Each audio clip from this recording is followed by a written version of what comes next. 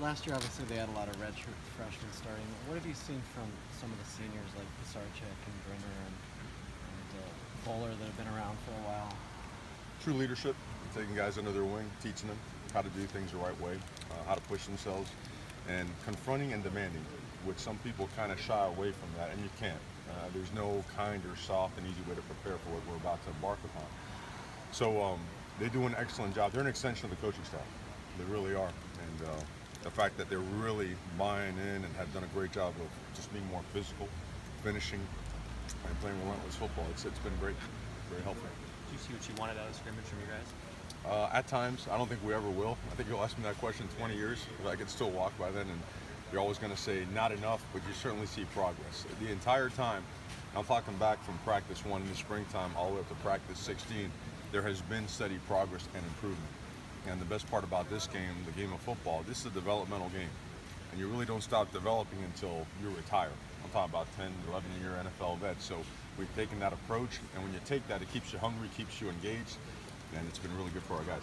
Coach, when you first got here, was it apparent that some of those young guys had been playing a year along with each other on the line? At times, you know, I think what you see is a group that has pride, a group that works hard, and a group that wants to be better. I mean, these guys want to win, you know, and they want to be not only successful but significant. They want to impact their teammates. They want to make sure that they establish dominance at the line of scrimmage, and they also know that requires work. That just doesn't happen. It's not just a writing on the wall. It's not just a mantra you invent. It comes through work, and the only way to do it is to get after it every single day, lift, get bigger, stronger, and they've done that. What does that group of redshirt sophomores do well specifically? Communicate really well. They practice hard, take a lot of pride in their work. They understand what to do, how to do it, and why we do things that way. And that's the only way you can play offensive line. If you don't know what to do, how to do it, and why we're doing it that way, it doesn't work.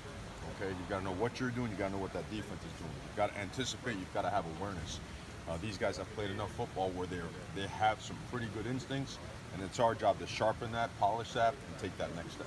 On the flip side, where is one area in which they still need to improve in? Well, you know, we want to play with power. We want to play with power. We want to be able to knock guys back, want to control the line of scrimmage, and we've been improving steadily, and we want to take another step here in the next few days. When you add in Tyrell Crosby, the veteran, how does that change that unit as a whole? He's a big guy with power. He's got great balance and body control. He's heavy-handed. He's certainly a guy that changes things up front.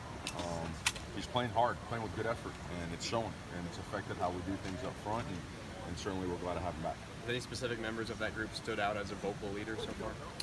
I think collectively they do it. You know, I think between Shane and Jake, got a couple Jakes on there, and Doug, you know, a guy that's not as vocal, but through his play, you know, Calvin Brockborn does a heck of a job.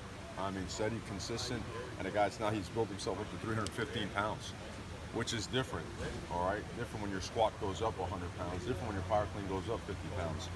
Right there, that instills confidence in a group, confidence in your play, and it makes you want to be physical. You feel like you can do it, you do it in practice, and you know what?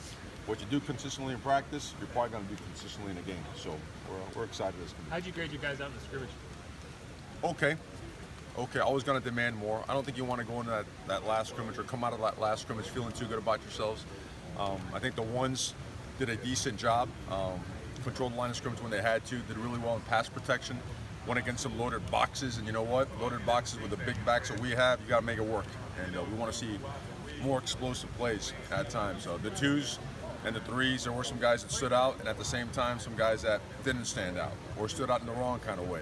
And that to me is a huge focal point this week, getting those guys ready to play, because you got to have 10 guys. Somewhere along the line, one of those guys is going to have to step up, and it's our job to get those guys ready, all right? How close to 10 are you right now? We're at 7, probably at 7, about to have 8. I think we get to 8 by the end of the day and keep on grinding. And mind you, the guys that, you know, are, you know, 11, 12, 13, they got to get ready too. And you just don't know when they're going to pop. You know, you just don't know when the light's finally going to come on.